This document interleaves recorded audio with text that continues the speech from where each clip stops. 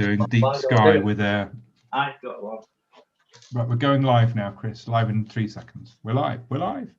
I think we're live. I believe we are now live. Just a bit of a chat to start with. So Chris and I, while we're waiting for you all, and hello, everybody, we were just talking about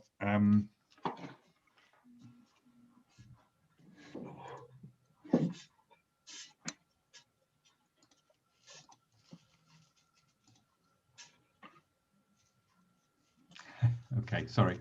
So I was listening to myself talking back through the live stream, and that was really disconcerting. So I've just got rid of that window. Hand warmers. So those of you who are thinking of doing your astrophotography with your cameras with super long lenses on them, or even short lenses but on a tracking mount like the MSM rotator, these hand warmers, hot hands hand warmers, you expose them to the air and jigger them about, and it starts an exothermic reaction. If you get a couple of those in an old sock, you cut the end off your old sock and put that over your lens, and put one of these either side of your lens in that old sock near the top of the lens like that, it can help to stop your lens from misting up on those long, cold, frosty winter's nights. Or you can get one of these for about 10 quid, which wraps around it and plugs into your laptop, or a one of those, you know, those chargers you can buy from the pound shop. Yeah. The little, I mean, I prefer those, the heat bands things that you've got there. They're great, but the hand warmers don't run out of battery. No, that's true. They never run out. So, or maybe you always have a couple in your pockets. Chris, we appear to have convinced a number of our viewers here, our subscribers, to sell their telescopes and wedges and ultras. Don't do that. No. You know, keep those. Yeah, and keep those for visual astronomy. Yeah, and then buy some other telescopes for your astronomy, for astrophotography. Someone's talking about getting a similar thing for heating baby bottles. Oh, right, Sharon Smith, I see what she's saying. The band you've just shown her, you can get one. You've You got don't a have to very buy soft them. focus, Roy. Sorry? Oh, I have gone weird, haven't I? What's going on there? Camera. Well, that's just me. After about 9 o'clock, at half 8, 9 o'clock at night, I just generally go blurry. It's that time of night. No, Sharon was basically saying you can buy baby bottle heaters, which I'm assuming are the same kind of things. And then she was saying they also fit great on the lenses. Astro Backyard's channel is invaluable for kit recommendations. Someone suggested the book Every Photon Counts. Yes, I mean, I have that. I bought it years and years ago. It's very good. My copy's out of date now. And one of the difficulties with books is because the technology moves so quickly that some of the advice can quickly get out of date because of the technology that's being used. Yeah. But it is very good in terms of letting you understand what you're trying to image and why you're trying to image it and what the results would be. It's a very, very good book. Yeah. So we're still having a few people just join, so we won't start off straight away. We've got hello from the Isle of Paris, yay. Hello from Kings Lynn, Norfolk. Yes, that's where I'm from. It's the best place to be in the world. The Astro Canuck on Twitch, he or she is good to follow. That's really good. Does anybody use EQ Mod? What's EQ Mod, Chris? EQ Mod is a piece of software for your laptop that allows you to use the mount that's behind me, for instance, as an example, which is the Skywatcher EQ6. It allows you to plug it directly into your laptop without needing the handset. It's kind of moving at, because a lot of the modern mounts are coming automatically with their own Wi-Fi connections now. And I've got a Wi-Fi dongle for that, for instance, where you can connect them via Wi-Fi wirelessly to things like that. Then EQ Mod's kind of going out of favor. I personally have never used it, but I know people who do or did, but we're moving away from it now. Yeah. So we have Bruce Manchin from the USA saying they're having problems with volume. They get volume, the volume goes mute, they log in, the same thing happens. I don't think anybody else is having that problem, Bruce. Everybody else seems to be able to follow us. I've actually got this chat running on a separate phone just to see that it is working. After the mistakes that I made last night with the stream, I'm doing that, and the volume is coming through here. So I think, Bruce, that's a problem with you, I'm afraid. You're getting me loud and clear, Roy? Yeah, we are. We're streaming okay, and no one else is complaining about it. So I suspect, I don't know, Bruce might have a sticky mute button. Who knows? But Bruce, all of these talks, not just today's, but the whole of the festival's talks, are being recorded and kept on YouTube. So once you figure out what the problem is with the volume, you can rewatch it at your leisure. Volume fine. Richard, we are whereabouts in Northumberland, Richard, without giving obviously too much personal information away?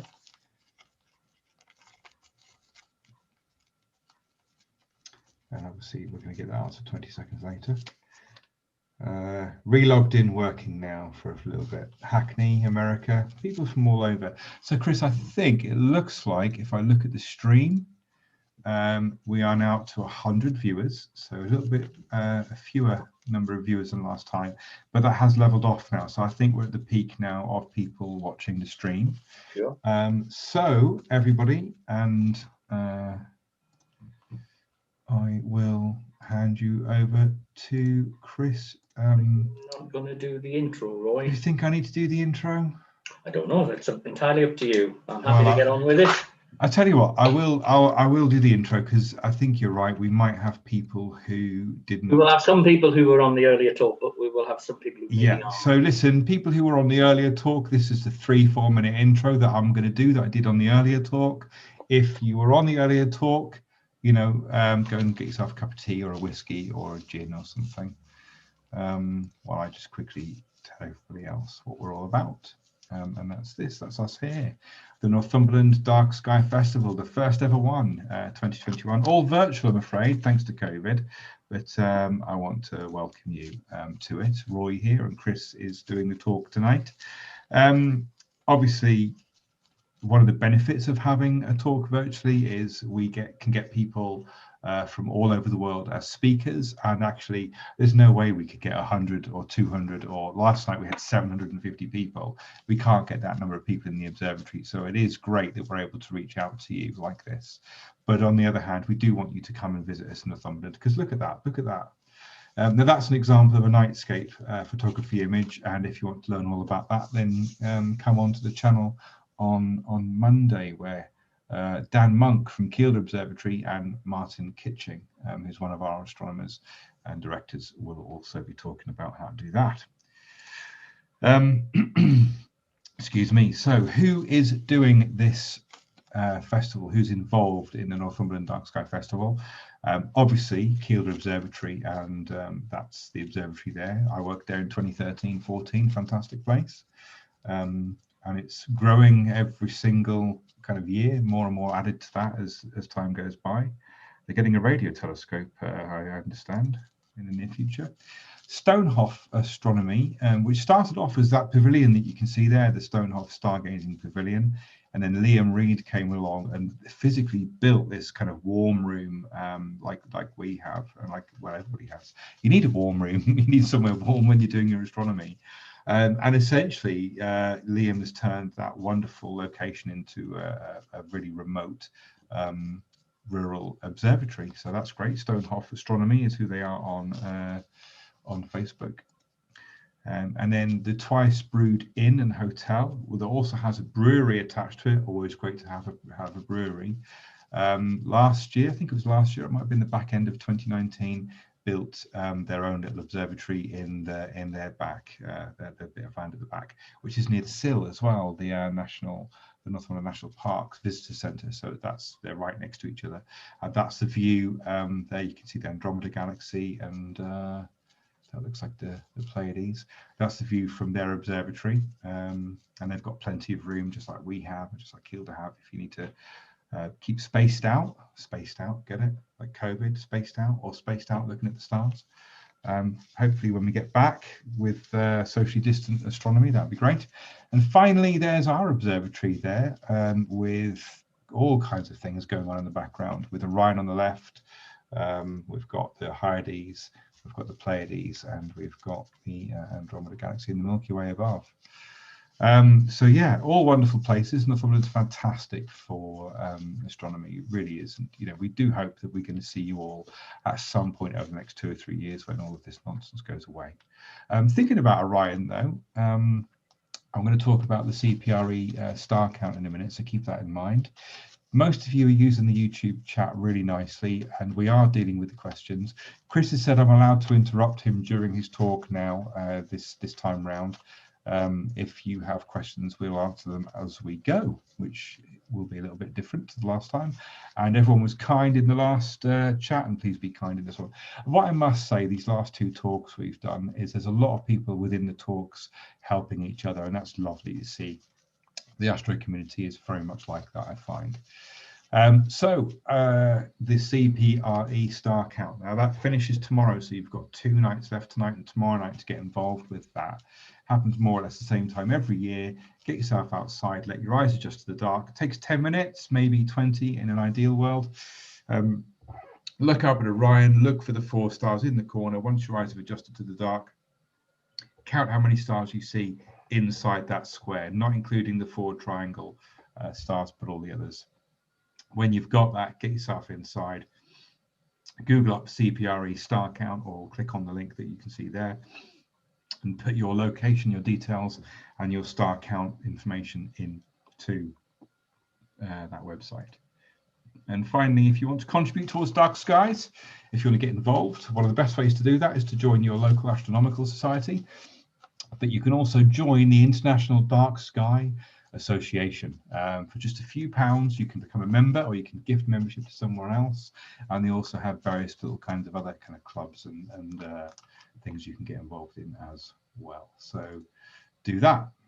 Thank you for listening to my intro, Chris. I think we're going to talk for about half an hour. Chris is going to present a few Depends top how tips. often you interrupt me, Roy. Yeah, and I'll interrupt you as and when I see a couple of questions, or if you say things that sound a bit like sorcery and magic, which to me is what most astrophotography is. Over to you, Chris. Okay, well, thanks for joining us again, those people who were with us on the earlier session. We're going to take it a little bit further this time.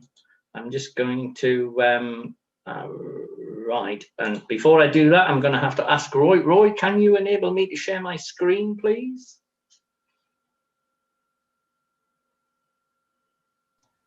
Yep, I can. I thought I had done that. Sorry.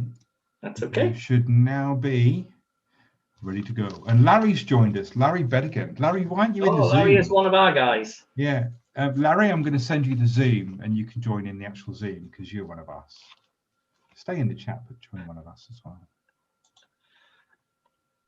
Okay. I'm just going to start this little slideshow here. I see this kind of event because I know there are a lot of photographers, astrophotographers, joining us on these events. So I see it more of a kind of a forum rather than just a straightforward presentation. For those of you who weren't on again, my name's Chris Duffy. I've been doing astronomy for more years than I'd really care to admit to, and I'm very much a visual astronomer. But about, I don't know, about 8-9 years ago, I made the jump into astrophotography, and I've kind of, those of you who do it will know how addictive it becomes, and I sort of progressed with that. So it's become a big part of my astronomy now. For my sins, I also, as Roy said, I'm a lead astronomer at Battlesteads Observatory, and I do some of the nights there, and I do some astrophotography courses. And also for my sins, I chair Sunderland Astronomical Society. So I'm kind of embedded in astronomy a lot. Career-wise, I used to be an IT manager, but now I'm one of those really lucky people who gets paid to do their hobby. So tonight, I'm just going to go through a few bits and pieces about what, as Roy called, a dark art of astrophotography. By the way, what you can see there is Roy and our other director, Martin, doing their telescope alignment up at Battlesteads.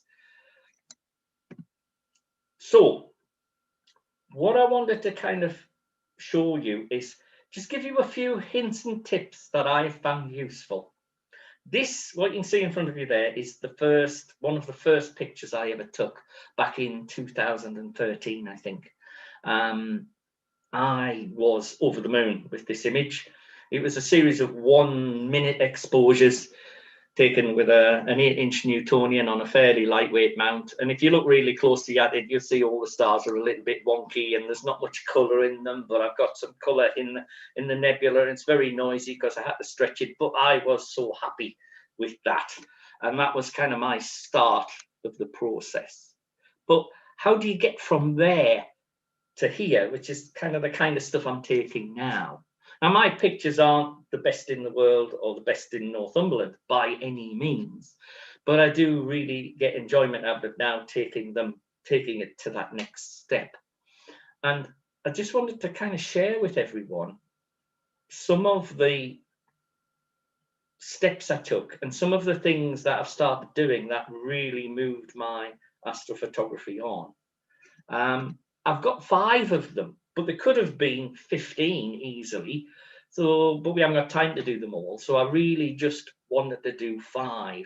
And these are the 5 things that I started doing. I didn't start to do them all at the same time by any means.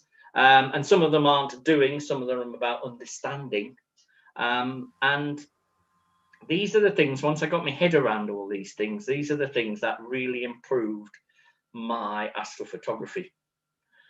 The first one is sampling rates. Now, here's a slide with sorry for having a slide with an equation on it, and I hope it's not there, but sampling rates is all about how your digital camera sees the stars.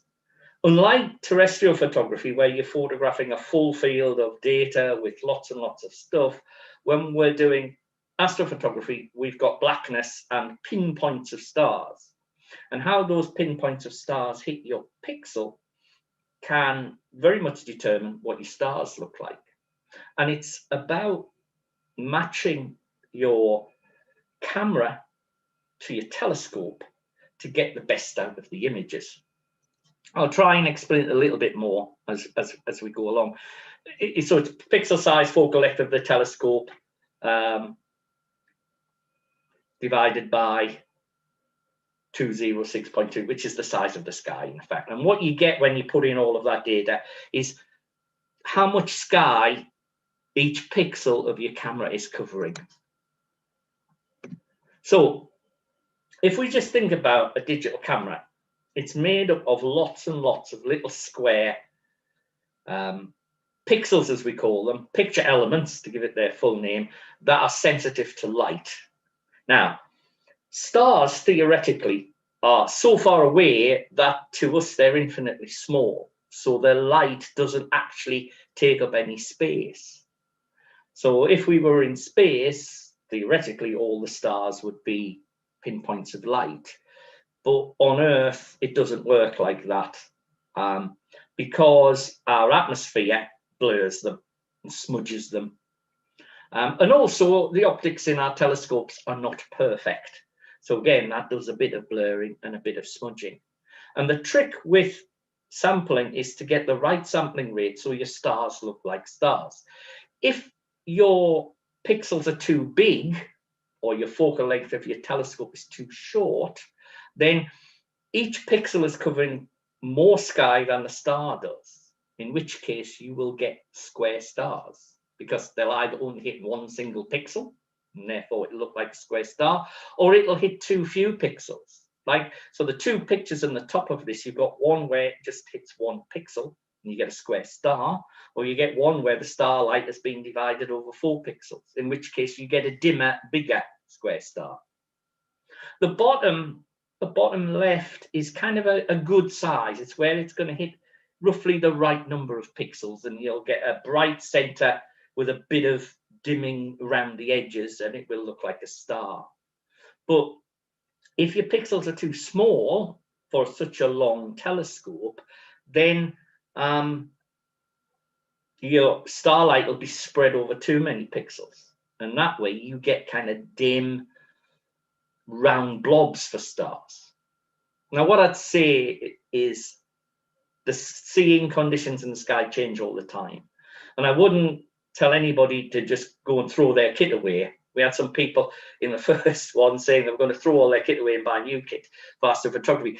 If your sampling rate doesn't work out to be perfect, don't throw your kit away, just take pictures. I see a lot of pictures that are really good for stuff that's outside this range. But if you're in the market for buying a new camera, or you're in the market for buying a new telescope to go with the camera that you've got, this is something you need to take into account when you're looking at it. There's astronomical seeing, as you can see. If you're a visual astronomer like I am a lot of the time, you'll know that if you want to split a double star, you can go out one night and you'll see 2 pinpoints of light and you'll split the star perfectly. And with the same telescope at the same location on another night when the jet stream's really active, you can't split the stars. All you see is a fuzzy blur that's wobbling all over the place. And that's astronomical seeing. It changes. So we're trying to kind of match that. Now, luckily, we don't have to work it out. There's a piece of software called Astronomy Tools, which can work this out for us. And at the end of the talk, I might load this up live because it's on the website, and you can have a look at how I'll show you how it works. But it is worth considering. What we're trying to aim for is that each pixel of your camera should cover between 1 and 2 arc seconds of sky, because that seems to match UK seeing. If you live in another part of the world for the UK, if you live in, we had a speaker from Arizona yesterday who has pristine skies. They may be able to stretch it a bit and may be able to go down to half a arc second per pixel, because their skies might be better. But if you're living in the UK, try to aim for a sampling rate of between 1 and 2 arc seconds a pixel. And there's an example of oversampling. It's a picture I took from Battlesteads using our big 11-inch SCT with a focal length of 2,800 millimeters, using a camera which has a pixel size of less than 3 microns. And you can see there all the stars came out looking like big blobs. And that's because the focal length was too long for the camera. So the second thing that I did, once I'd understand sampling rates and made sure I had the right camera and the right telescope, was start controlling it by computer. We were talking in the first session about attaching your DSLR to your back of your telescope and using a remote shutter release to take the pictures. But if you can start to control your camera, whatever camera you have, with a PC, then it greatly increases your accuracy and it allows you to focus better, and it gives you a whole new range. You can program your exposures, gives you a lot. Even if you just use this, which is the free software you get when you buy a Canon, and it's really designed so you can download your images to your computer and deal with them, but it also gives you some camera control. And this is just something I did this afternoon just with the DSLR. You attach a DSLR to it, you can open up live view, you get a big image for focusing instead of looking at the little screen on the back of the camera, and you can control. As you can see from on the right hand side, you've got control over the camera with regard to ISO settings and exposure times, and you can it even allows you to bring to write exposure plans, so you can tell it to do 20 exposures of a certain length and leave a gap between them. You can do all of that with this. That's just comes free with the Canon software. If you want to take it a little bit of a stage further and you want to also control your telescope with a computer, again, that really improves your imaging. Now, I use an application called APT, or Astrophotography Tool. It's very similar to a lot of others on the market, so I'm not trying to sell one particular type or not. You can use this as a free version if you want, or you can buy it. It doesn't cost a lot to buy, it's just a few pounds. But what it lets you do is it lets you control both the telescope and your camera, and it will control DSLRs as well as dedicated astro cameras. You can set your exposure times. It's a free app. I will Google AstroPhotography tool, and it is really worth doing.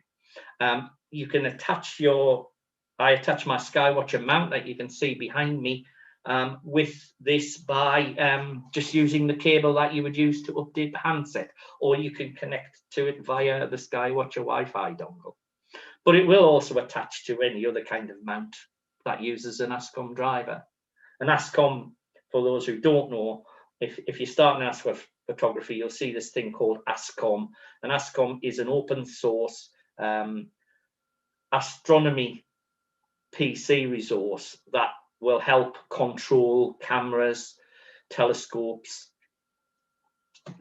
electronic focusing devices, filter wheels, everything. And this works really nicely with ASCOM.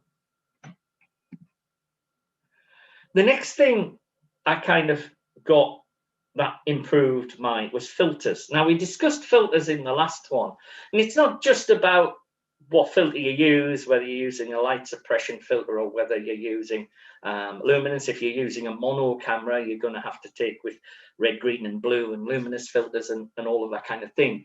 But what I found with filters, because when I first started, I was screwing the filter into the end of the nose piece, is that you've got to get your filter as close to the camera sensor as you can, which means that if you're using a DSLR, you really need one of those clip-in ones. I'm not saying it won't work without it, it certainly will, but I was getting reflections and lens flares and all kinds until I moved the filters. And with an Astro camera, again, I put the filter in front of my field flattener or corrector, not at the end of it, and that greatly reduces your filter. There's been a lot of advances in filters in recent years. Generally with my DSLR, I use a lot of the ultra high contrast filter. I find that, although it's a visual filter, I find that works better for me than the CLS, the City Light Suppression filter. But I've also started using the dual narrow band filters designed for one-shot color, as well as the narrow band that you use for mono cameras.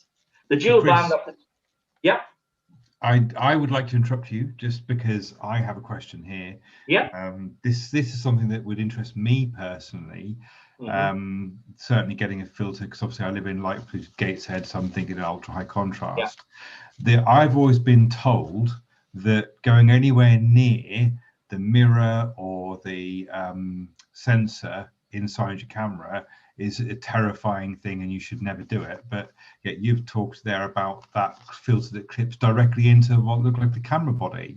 That's right. It would just clip into here.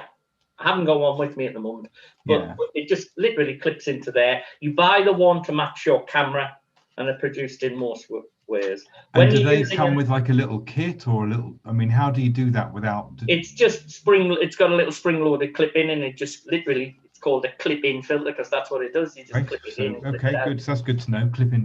If you're using an Astro camera like this, if you imagine you will have your field flattener or your chroma corrector if you're using one here. Now, this end is threaded, so you can screw your filter in, but that makes it too far away from the sensor. So I use this filter drawer with this color camera, and the filter goes in there. So it gets it a lot closer to the sensor. You can also, if you're using a mono camera, and I've got a filter wheel on another camera, you would have a filter wheel here, because with a mono camera, you're changing the filters all the time. But I find with a color camera, you don't. You tend to just image with one filter for one setting. Got some questions for you if you're happy to. Yeah, I'm happy to carry on. I'll just this one's confused me. So someone called Boats and Buggies who was talking about moving from a DSLR to an Astro camera. You've talked about that, and I mentioned that basically that's just the next step. However you do it, yes, it's definitely the next step. But what they're saying is they can't get their DSLR to focus on the telescope. So therefore, instead of putting the DSLR in, they're going to put an AstroCam, and that might help them to get focus. And I seem to remember that when I've tried that, part of the problem was with the telescope I've got, the focal point of the telescope meant that I actually had to have the camera either on a Barlow or on some kind of extender to bring the camera out to where the eyepiece would be. However, what he or she is saying, boats and buggies, is that they need to get their camera sensor closer, so they need some kind of unextender, and that's just really confused me. But maybe you can shed some insight. Yeah, I can. It depends on the kind of camera you've got, and also what type of telescope you're using. Yeah. Visual telescopes are designed to get to focus with a with an eyepiece. Now, usually, if you think of some of the imaging Newtonian telescopes, I haven't got one out here yet. I'm not going to go get it. Is usually to get it focused with an eyepiece, you have to put extensions in. Yeah. And then when you put your camera on, if it's a DSLR camera, right, then you. And the reason for that is, and it's not going to show up in this video, but on every DSLR camera somewhere, and there's one here, you'll find a little mark. Yeah. And it looks like a little circle with a line through it. Like that there. That's Can you see that? plane of your sensor. Can you see that? Because that's in focus, isn't it? Yeah, that's the same. So that's where on your camera the sensor is. So with a DSLR, typically the sensor is something like 45 millimeters further back to the back of the camera from the front of the camera. So in order to get focused on there, you've usually got to get your focus in. Yeah. At least 45. Well, usually when you add the adapter that you need to attach your camera to your scope, of course, that's going to push it out even further, isn't it? Yeah. Yeah, you need at least 55 millimeters of inward focus travel to get focus. Now, usually with a refractor like the one I've got here, it would mean if you're using a star diagonal, you know, one of those diagonals that you can. Turns with up a so prism easily, or the mirror in. You need to take that out. Yeah, yeah. If you're using a Newtonian and it's got extensions, you need to take them out. But there are some of the telescopes that are purely being designed for visual use may not come to focus with a. No, I think you're right, and I do remember now that with my Dobsonian, when I put an eyepiece in, whether it's 2-inch or 1 1/4 inch, you have to use the extension. I've got that extender, so when I'm going to put my camera in there, I take that out and put the camera in on its own. I get that. Yeah, your camera is a mirrorless camera, so it won't be as far back as a DSLR.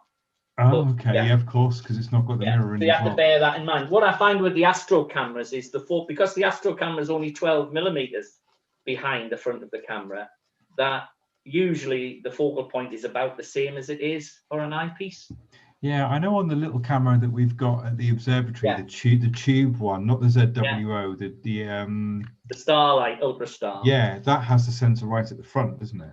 It does, and that's just a straight tube. You can actually push that in and pull it. Yeah, I mean that just looks straight like an eyepiece. That's a bit of an unusual camera, that. But usually with these, you're kind of putting. Oh, you're going to be impressed with this, Chris. So Colin Dawson, who's been doing astrophotography 20 years, has just said, "Ooh, we didn't know that's what the symbol meant on a camera." So even the experts that are following. Well, it's not necessary, really. It's something that you don't need to know unless you're trying to get.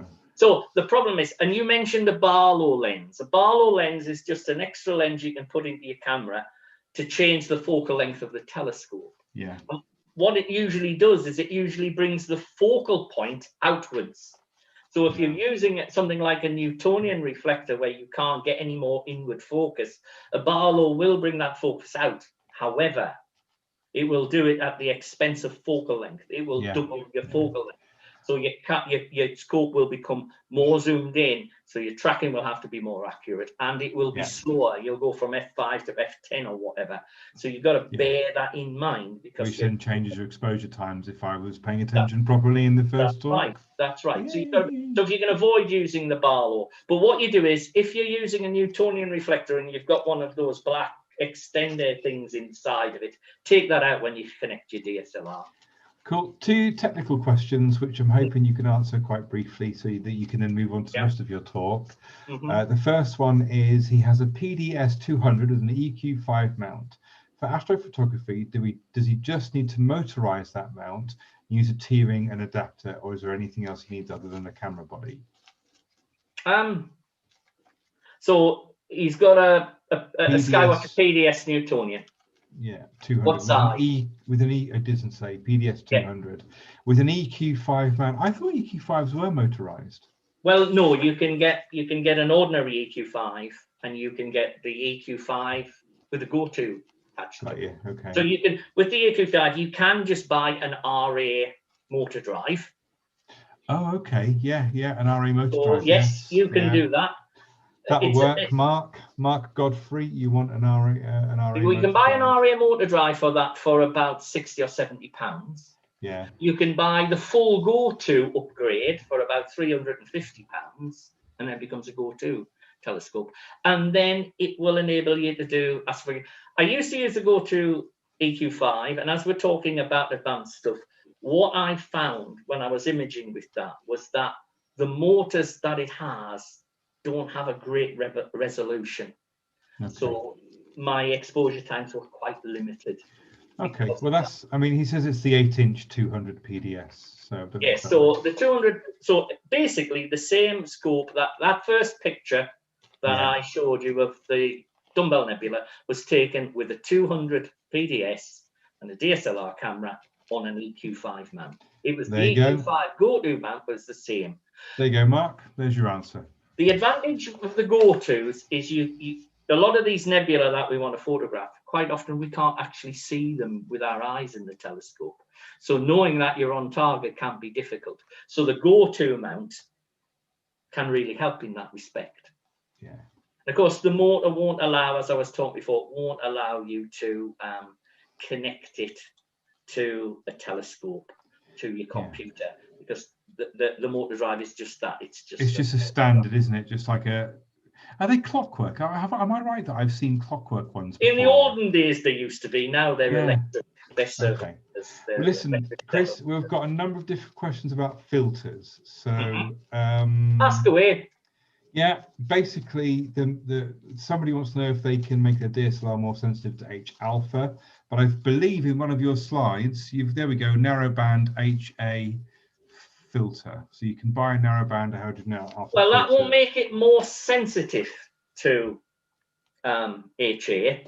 What it'll do, it'll block out everything else other than the HA. Yeah, most DSLR cameras are designed for daytime use. They're sold as cameras for photographers, for terrestrial photographers.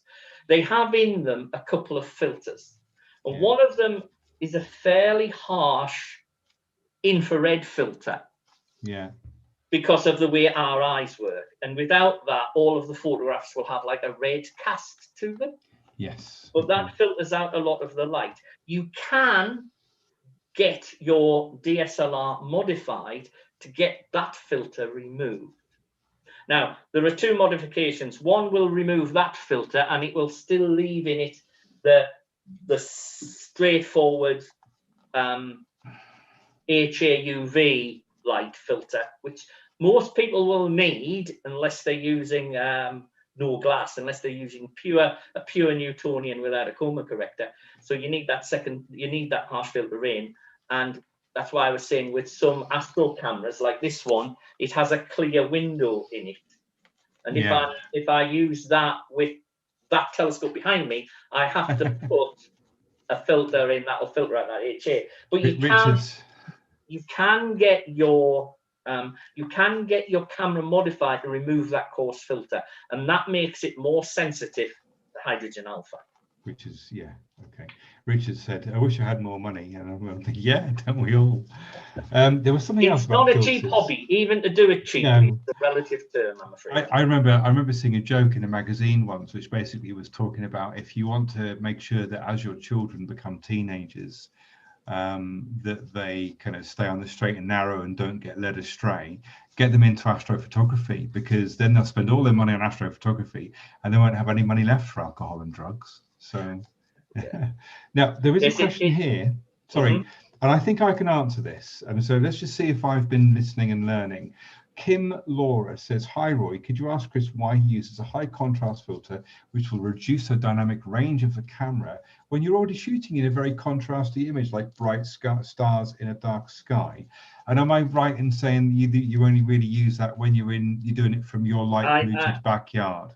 Yeah, just to so get rid of the ultra pollution. high contrast filter is a good light pollution filter. Yeah. Or I use it at the dark sky site sometimes. Do you? If I'm trying to take a picture of a nebula that might give a lot of HA light out, because what I want to do is it will dampen down the stars, exactly as she said. But that's maybe what I want to do. I want to do a 5 or a 10-minute exposure to get lots of nebulosity. But I tried doing that without the filter on, and the image just gets, all the stars just swamp the image. Yeah, so there you go. That's a good answer for you, Kim. So you can use, but it depends on the target. If I'm taking a photograph of if I'm taking a photograph of a galaxy, then if I'm at a dark sky site, I won't use any filter at all. Yeah, yeah. Okay, so good. I think that answers Kim Laura's question really well, actually. Yeah.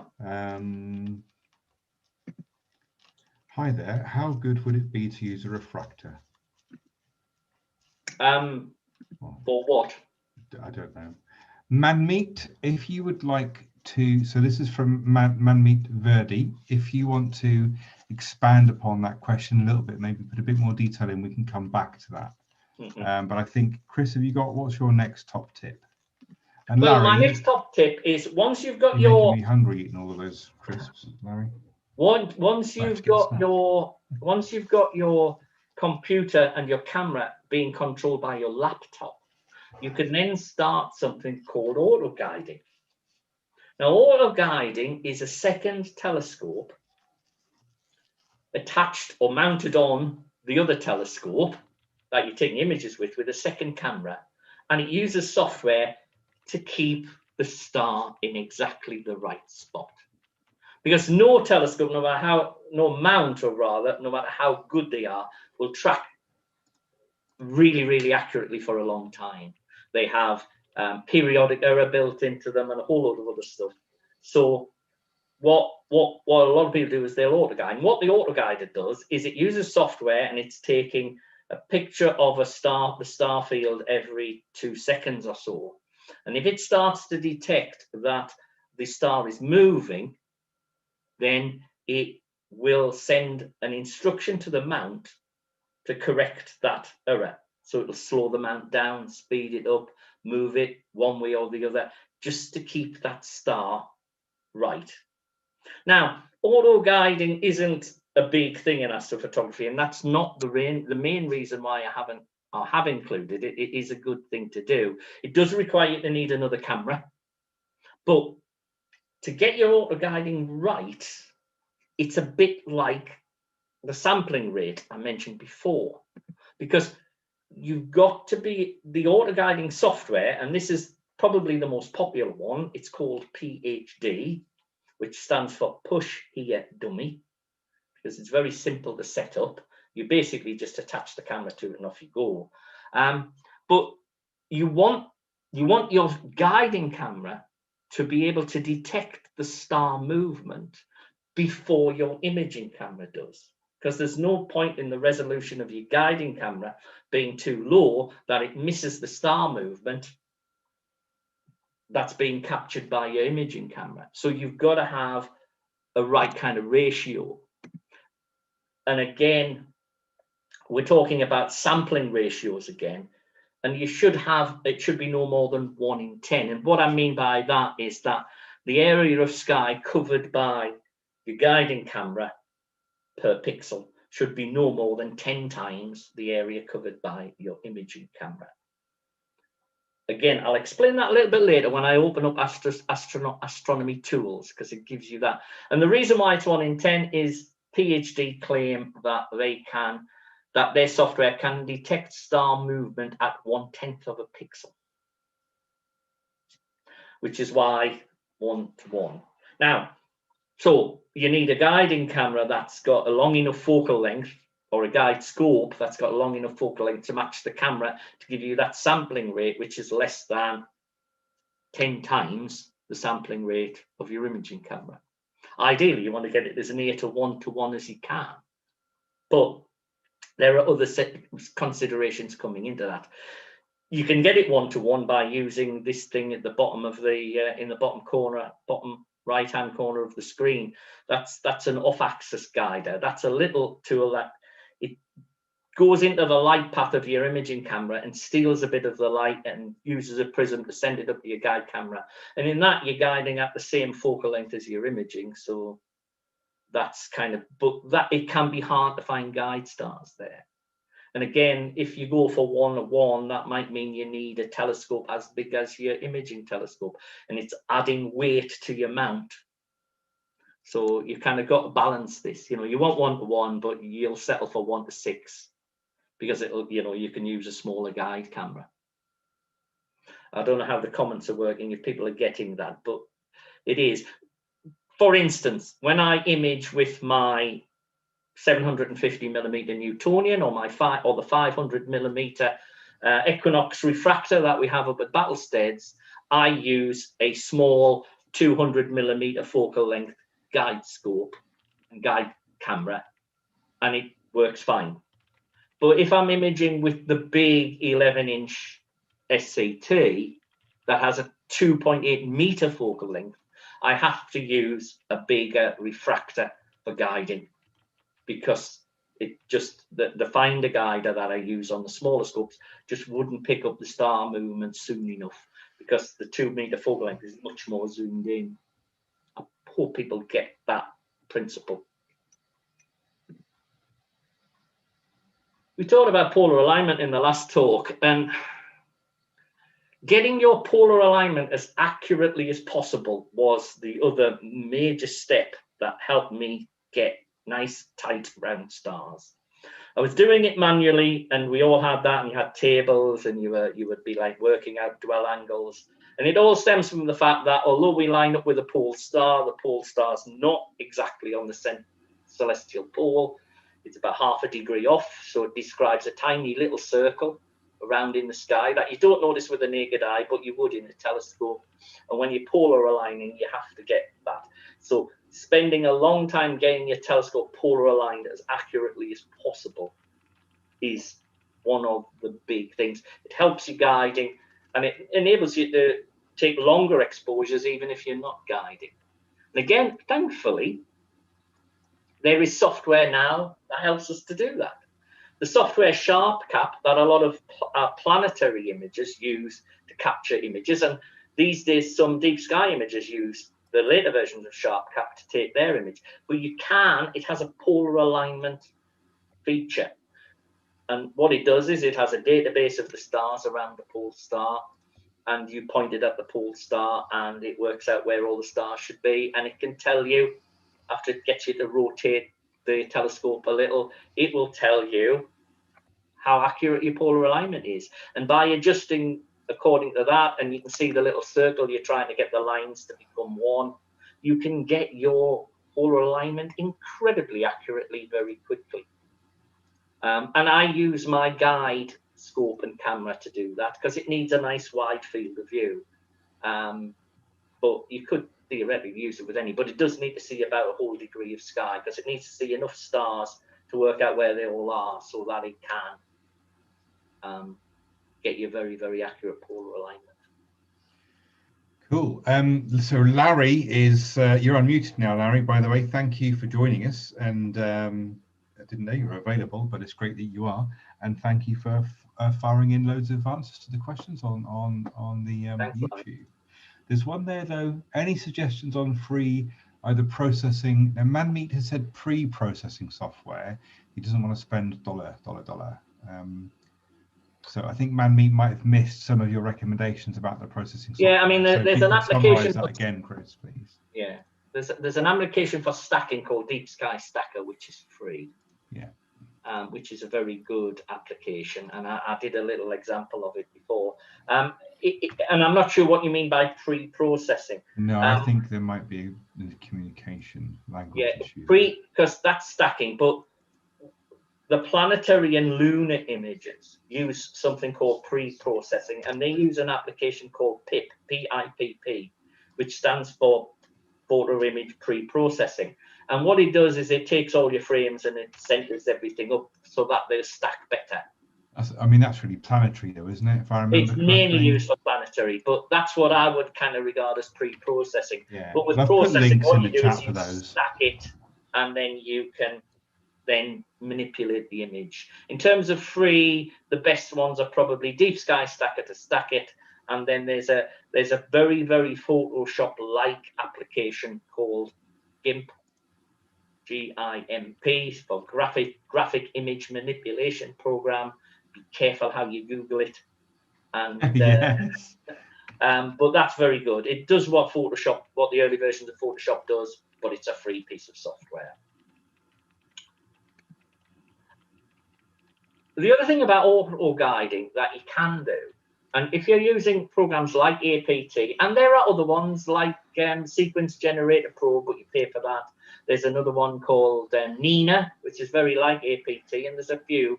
They allow you to very easily do something called dithering.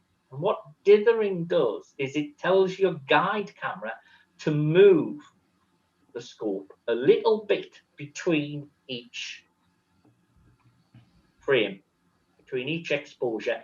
It'll slightly move it, probably only by a pixel or two.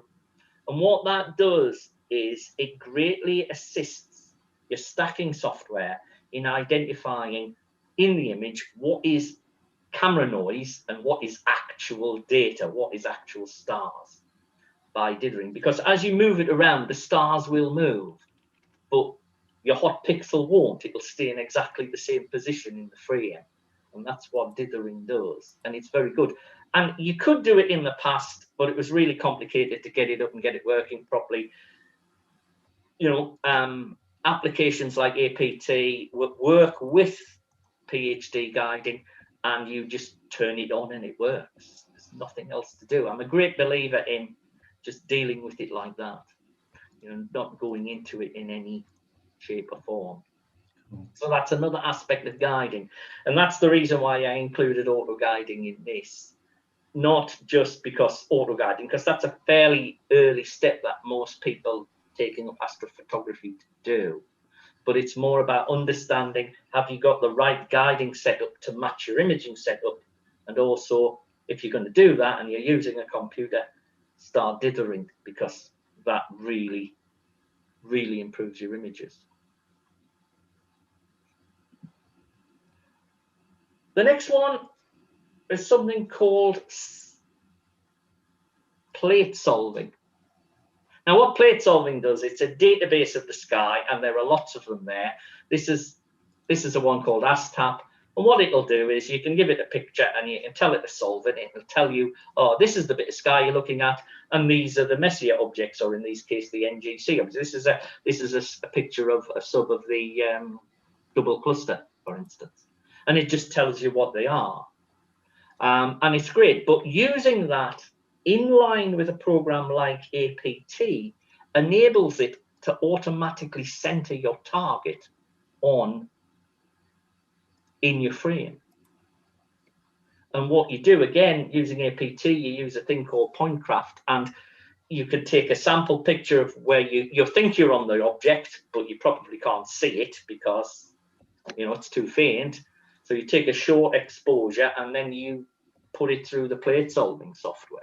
And the plate solving software will not only tell you whether you've got it in the middle or not, it will actually move your telescope for you and put it in the middle. And this is probably one of the greatest things and the easiest things to get everything framed. Because again, as I said, a lot of the images we're taking, you can't really see in your color, you know, in your basic frames. You might have to take a several minute exposure to know whether or not you've actually got the image there. Whereas with plate solving, you can do a 3 or 4 second exposure, and it'll just pick up a few of the surrounding stars, and it'll be able to work out exactly which part of the sky you're pointing at. And I'm going to demonstrate that just now. I don't know, you've probably lost that. What I'm going to do is I'm going to share my screen again, because I've got APT open here.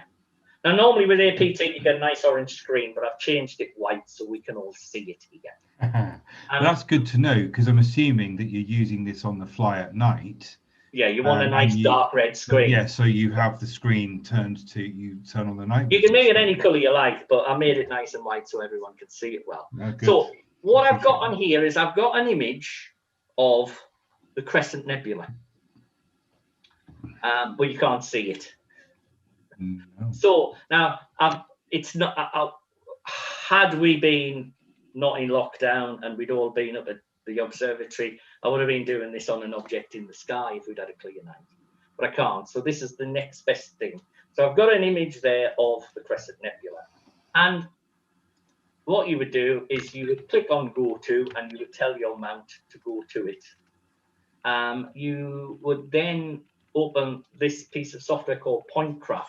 And if I just click on the settings for a moment, you can see there it actually installs 3 plate solving software. There's ASTAP at the top, then there's another one called Plate Solver, and then there's one.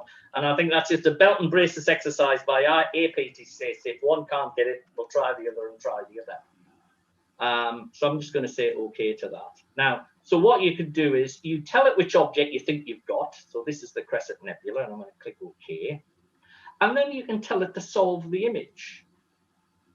Now, you can see there it's going to solve. Now, I didn't try this before. Perhaps I should. It might not solve it. So we'll have to see. And it may not solve it. There you go. Did you hear that image solve? So it's worked out where the image is.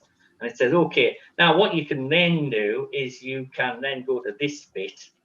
And you can just select it again. And you can just click Go To ++. And what it will do is it will move your mount and put it in the middle automatically. And all you need to be able to do this is this piece of software, which you can use the free version of it, and this all works. You need your mount attached, your computerized mount attached to your computer, and you need your camera attached to your computer, and it will do it all automatically. And what it does when you press Go To ++, it will move the telescope and put it in the center. It will then automatically take another short exposure picture to double check it's got it right. And occasionally it'll go, oh, I could get closer, and then it'll do it a 3rd time automatically. And that, for me, saved so much time in getting it right. And of course, if you're doing a complicated object and you think, well, I don't actually want it in the middle of my frame because there's a few objects there and I want the middle to be somewhere else, you can actually just tell it. You can just click on that and say, I want kind of over here, I want this bit to be the middle of the picture, and it'll move it accordingly. And as I say, most of the new software applications do this very, very well. And it's one of the reasons why it makes it so much easier to get your picture in the center of the frame. I'm just going to stop sharing now. Yeah, we're in terms of chat and conversation, Larry's doing actually a really sterling job. Yeah, well, Larry is an imager like myself. He is, yeah. There's nothing I know that he doesn't know, so Larry can answer all of those questions. That's great. I might turn my screen off and go and get a beer and come back. Yeah, so that's it. I mean, basically, I think we're getting some good feedback. People are thanking us. Yeah, I mean, have we got many questions? What I said I would do is I said I would show you those astronomy tools. Yeah, why did you do that? Of how it works. There's something provided on the First Light Optics website. Now let's see if this works. I'll copy the link into the chat. So there's astronomy tools there. It's just called astronomy tools. And you've got field. You can do a field of view calculator where it'll show you. You know, quite often you're going to take a picture of a particular object and you're not sure how it's going to look in your setup. There are lots of these. Sky at Night magazine website has them, and this one has them, and you can easily calculate the field of view. But what I'm going to do here is I'm going to go into these other calculators. And there's Larry was already pointing people to Stellarium for that as well, Chris. Yes, you can use Stellarium as well. Yeah, you can. Now, this is your CCD suitability. And as I said, what you're trying to get is in the green zone. So if we think of this camera here, which is my 183, it's an Alta Astro 183, but they don't have it in here. But they do have the ZW01, which is exactly the same chip. So I tend to use that one as well. And I'm using that scope behind me that you can see is a Williams Optics 61, ZX61. So I'll put that in as well. Where are we? Still haven't got down to Williams Optics yet. There you go. Zenith Star 61. And that gives you, that's the focal length, 360 millimeters. And you can see from a point of view of the sampling rate for how good the stars look, it gives me a resolution of 1.38 arc seconds per pixel, which is basically in the middle of the good bit. Which is why, you know, the new generation of CMOS cameras are coming with really small pixels. And it is no coincidence that manufacturers have been manufacturing these small, short focal length telescopes to match them. You know, there's a very good reason why they're doing it, and that's to give you a good sampling rate.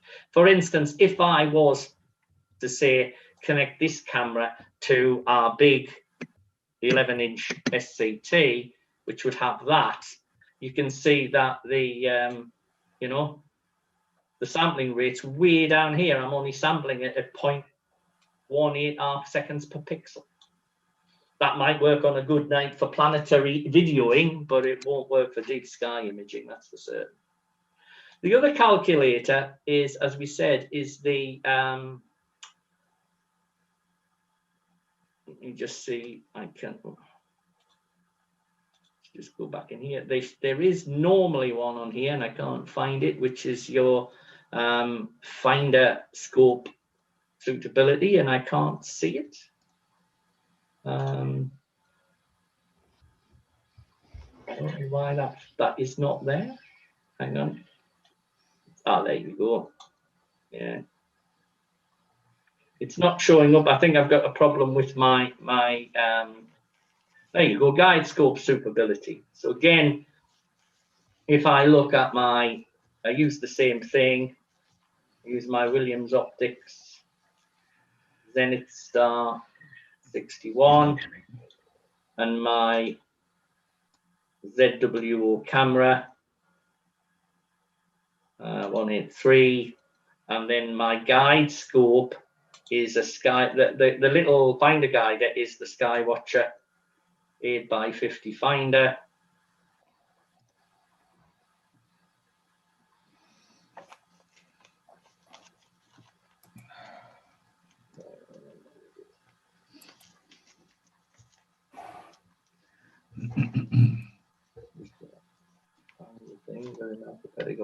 And not there. I'll tell you what, we'll not bother. I will just put the guide scope has a 200 millimeter focal length, and the camera is a ZWO 120M. So there you go. There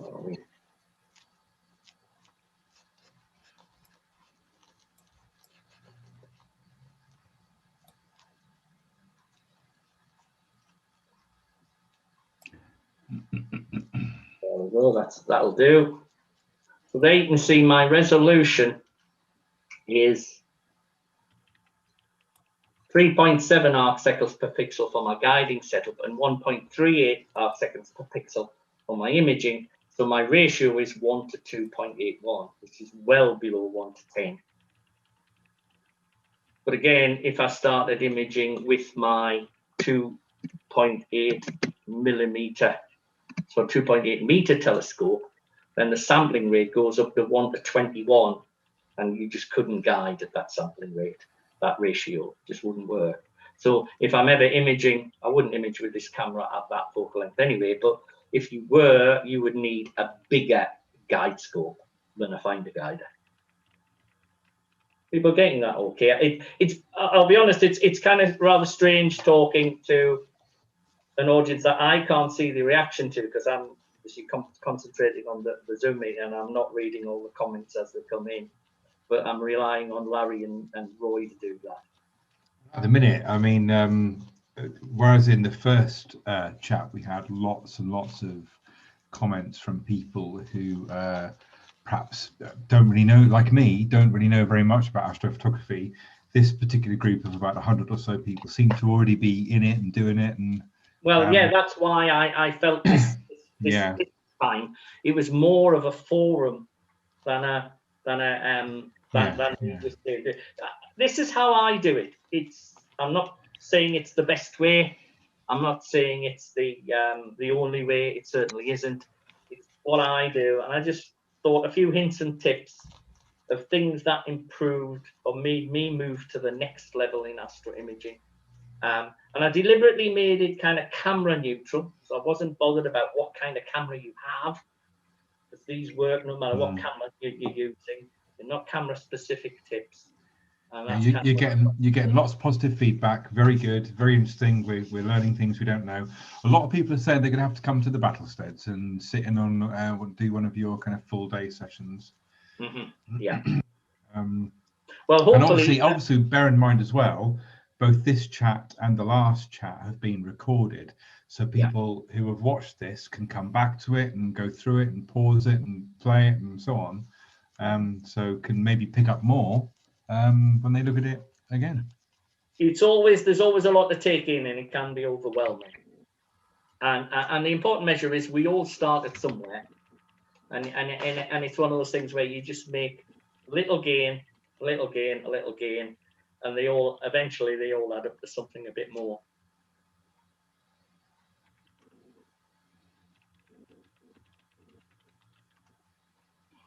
Any thoughts on the hyperstar attachment?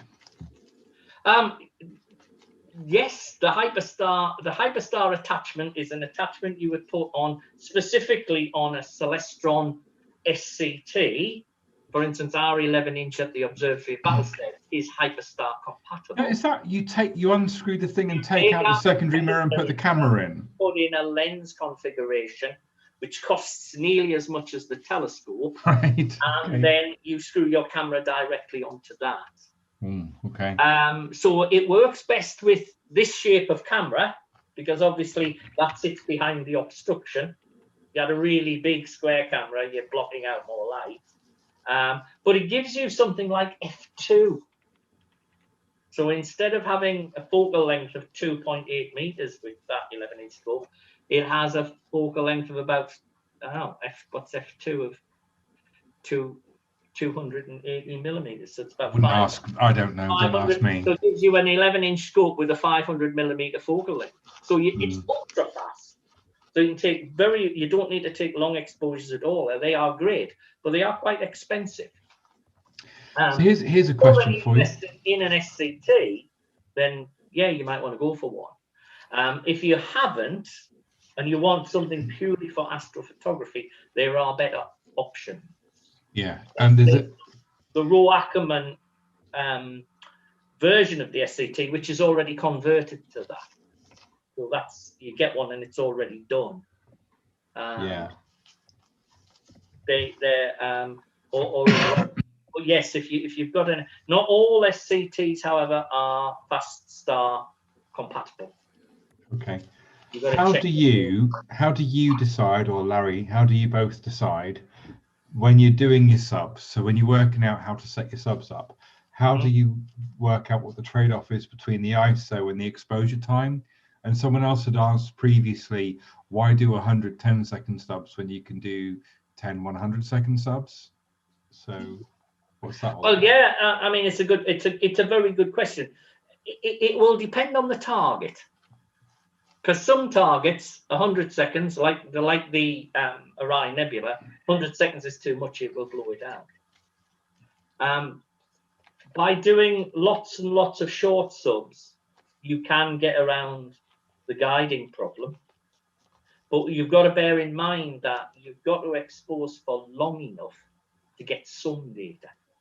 Because if no photons of light are hitting any of the pixels in your camera, because you're not exposing for long enough, doesn't matter how many separate exposures you take, you know, 100 times nothing is still nothing. So you've got to expose for long enough. Now that will depend on how fast your imaging setup is, how dim the object you're photographing is. It can also bear in mind whether you're coping with light pollution and things like that, and whether you can't make too long an exposure or your light pollution starts to swamp your image. There's lots of things to take into account. It's you know, there are, you know, sharp cappers of software can say that they can give you advice and guidance on that. I've always really found that it's just gut instinct more than anything else. What do you think, Larry? Well, as far as ISO is concerned, really, you're talking about DSLRs. Mm-hmm. Some of the modern DSLRs, certainly some of the mirrorless, are more sensitive, capable, and you can push the ISOs a little bit further, and that way you can have shorter subs. But a lot of the older style really are limited to something like 800, 1600 ISO, and try and get as many subs as you possibly can. The more subs you get in the stacking software, it does reduce the noise. Yeah. Mm-hmm. Yes, and of course, if you've got a shorter exposure, you've got more time to get more. Yes. But you can also work out, particularly with the DSLR, where you've not got a cooled image. The ambient temperature can have a bearing on that as well. Because on a winter's night like now, where it's below zero, you could probably stretch the exposure longer and get less noise than you could if you're imaging something in June. I mean, all of this, everything that you're doing, everything you're talking about, it's about reducing the signal to noise ratio, isn't it? Because you know, you up the ISO, you know, potentially get a better image with more stars in, but there comes a point where you just get lots of noise. I mean, you're talking about the mirrorless cameras. That Sony behind me, that A7S II, goes up to 500,000. The ISO can go up to like 480,000. And I've done it a couple of times, and it is awful. And you get a lot of red tinges around it and everything. And I'm gonna ask you the Spinal Tap question, Roy. Is it just that there's more increments between a high and a low, or does it really go up to 11? I wouldn't know, Chris. Honestly, all I know is that, and I get what you're saying, but all I know is when you whack it up to that level, certainly here in my back garden in Gateshead, the image is just ridiculous. So it's a trade-off. You for most astro imaging, you're going to be using high ISOs, you know. Yeah. For daytime photography, your ISO is going to be down below 400 usually, unless you're doing sports photography and you're trying to get really fast exposures. But with DSLRs and even with astro cameras, they call it gain if you've got a dedicated astro camera, but it's essentially the same thing. Someone's asked that actually. Rob Lawrence said, is ISO, and I'm assuming he means is ISO in DSLRs the same as gain in the dedicated cameras? It is. The term ISO in DSLRs is a throwback to the old film cameras, because you bought your film with an ISO grade, and it stands for something mundane like Industry Standards Organization or something like that. That's all it stands for, and it's just a throwback to the days, so they continue calling it. But even in a DSLR, what it really is gain. You're pushing more current into the pixels, into the sensor, to make it more sensitive, but that comes at the expense of electronic noise.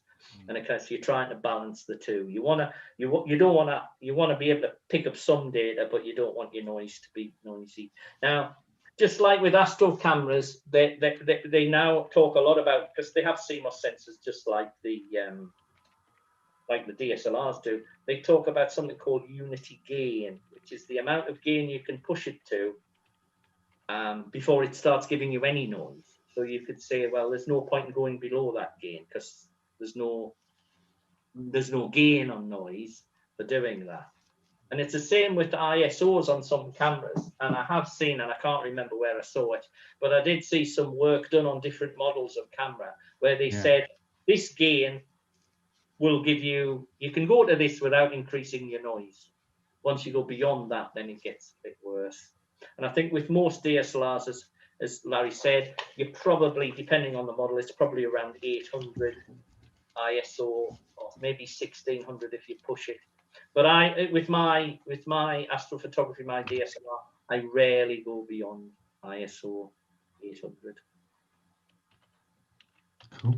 I do for short, the stuff that Martin does, you know, the sky, the Milky Way shots where you want to capture it because you're not tracking and you want to just get a shot in 10 seconds. I quite often push the ISO there because your shot's only 10 seconds, so you can push the ISO a bit higher, maybe 3200 for a Milky Way shot.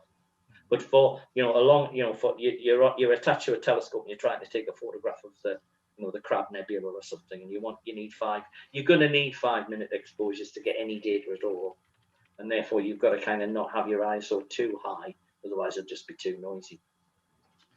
Yeah. So we've been talking for an hour. Have you covered your 5 points? I have covered my 5 points. Plate solving was the kind of the last one. Cool. We've still got 90 odd viewers, but it is starting to dip off a little bit now, and it looks like the number of chats we've got seems to be coming to a natural kind of small. So although Richard has just said, I think summer is the best time for Milky Way. No, is it? Well, again, it depends where you live. Summer is definitely the best time for the Milky Way because the night side of the sky in June and July is facing the Milky Way.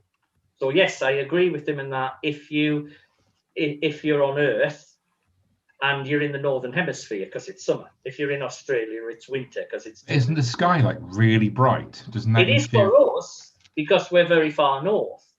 But if you're in, you know, was it Bob who was on yesterday talking about dark skies? Yes. He lives in Arizona. He gets. I know that Paul lives in Arizona. No, Paul. All year round.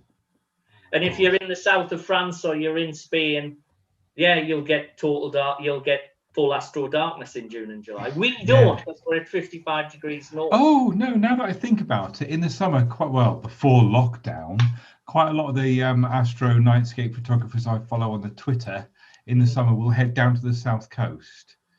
The very tip of the south coast of England. Yeah, you'll get nighttime and the Milky Way is in the right position and so on. Yeah, all year round. Yeah. The further north you get, the worse it gets. Yeah. At 55 degrees north, we don't get astro dark. We get our astro dark back at about the 11th of August or something like that.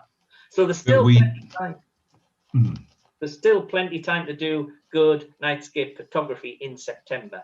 We still see a lot of the Milky Way. You can still see as much of the core of the Milky Way as anybody in the UK can see in September. And of course, one thing that we do have as well up here, 55 degrees north, is in kind of November, December, January, we have very long, very dark nights. So that's handy. Well, yeah, I mean, strictly speaking, the summer in the, you know, if he means June and July, is the best time to see the Milky Way. But you have to be far south enough to still get some astro darkness. Yeah, that makes sense. People are talking about Durdle Door. Gosh, it's going to be so good when we can actually start driving around. I mean, today, it's Saturday still, isn't it? Today I was thinking, you know, we haven't been to the beach for a while. And I was thinking, if I jump in my car and drive the kids to the coast from where I live, is that classed as, you know, local / regional, or am I breaking the rules, you know? Had it been clear tonight up at Battlesteads, I was going to go and broadcast from there rather than treating everybody to my kitchen. I was going to go, I would be on my own up there, so I would be socially distant from everyone. And I was going to try and do a bit of a live view through the telescope, but there's no point in me driving 40 miles and it's cloudy. No, well, I think we should consider doing that. I think that, you know, if we can get 100 to 200 people listening to us talking about astrophotography, then we should be able to get that many, if not more, watching you view and image things through the telescope and do this on the fly. I think the difficulty is predicting the clear nights. Yeah. because it's very difficult. It becomes a last minute thing, you know. We maybe could be sure if Monday night was going to be clear, we could be relatively sure of that. But that's only a few days' notice. We can't really plan to do. And for these events, you quite often have to give people, you know, they've got to make the time available. Yeah, that's true. That's true. So, I just think maybe now it's time to wind this session up. We appear to have convinced people to buy more equipment and get more involved, and that's good. And obviously what we want is for people to come and visit us at the Battlesteads Observatory in Northumberland, and obviously while you're here visiting us, also visit Keeler Observatory, Stonehoff Observatory and Twice Brood Observatory as well, because we're all in it together. We're all out here wanting our guests to see the stars and learn about space and so on. Thank you, Larry, for joining us and handling some of those questions. They were getting far too technical for me. I had to Google a couple before you turned up. I was Googling those and just getting the answers and checking before I double checked with Chris. So thank you. Really appreciate that, Larry. And obviously, Chris, I've actually, often viewed astrophotography as something that is just too technical and too much of a mystery to get involved with. And I must say that I've learned a lot tonight, and I'm starting to feel a lot more inclined to do it, a lot more confident. And just need the clear skies now, don't we? And the point of both the talks really were to just get out there and do it. Yes, if you're thinking about buying some new equipment, take heed of the various things I said. But if you've already got a telescope and you've already got a camera, just put the two together and start taking pictures and see what you can get. Great. Good advice there. And on that note, I think we are going to go. Yes, we are across all social media. Chris tends to do stuff on our Facebook pages now and then. Don't think Chris has Twitter. I have Twitter. I'm Roy_Astro. Larry, I don't know if you're on Twitter, but I know you've got your photography, Larry Bedigan Photography on Facebook. Am I right? Is that still a thing? Yeah.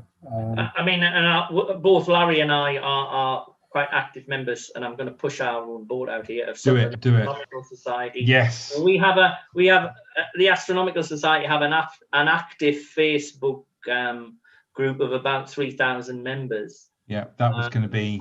And we do a weekly Sunday talk on Zoom, which is just open to everybody, and our Facebook page has the login and the password.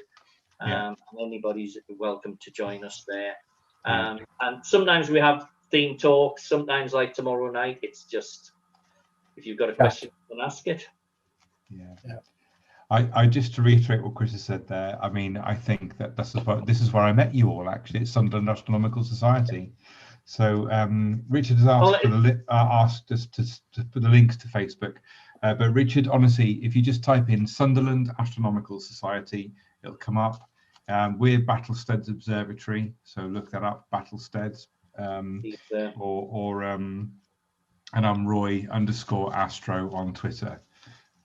So Google us about a bit. You'll find us. We're not, and when we mentioned Sunderland because that's us, but where you live, there will be an astronomical society. Yeah. There's probably a good chance that they're surviving online like we are at the moment. Yeah. You just do a search on Facebook of your town. Well, Richard is saying he lives near Sunderland, so. And they're all very welcoming. Yeah, definitely. All right. Great. Well, I'm going to end the stream now, and hopefully I'll do this in the right order and not cut the stream off before I cut us off. Thank you very much, everybody. Thank you to Larry and Chris once again. Thanks for taking the time to listen to us. Yeah, and thank you for taking the time to listen to us, to all our guests.